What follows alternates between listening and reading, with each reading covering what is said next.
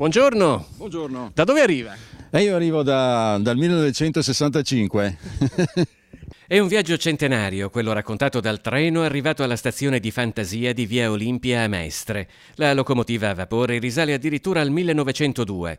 La carrozza, originariamente una terza classe inaugurata nel 1922, ha cessato l'attività nel 65 con una lunga storia da raccontare. Ce ne sono due di questo tipo rimasti in Italia con la cassa in legno, praticamente l'interno in legno, l'esterno è in metallo. E questa è quella più ben tenuta di tutte, diciamo così, anche grazie al restauro che abbiamo operato 5 mesi or sono. Che viaggio ha fatto?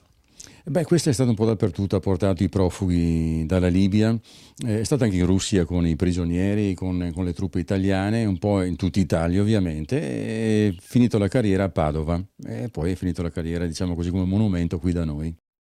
La locomotiva a vapore apparteneva invece alla rete adriatica e ha iniziato a macinare chilometri a forza di palate di carbone qualche anno prima del processo di nazionalizzazione che nel 1905 diede vita alle Ferrovie dello Stato.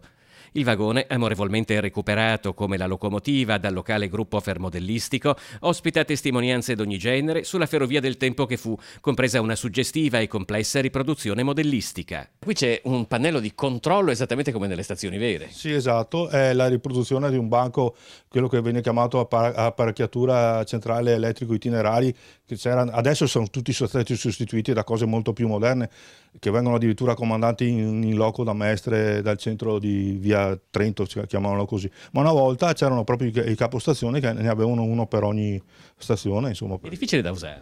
Ma diciamo così, anche noi facciamo scuola.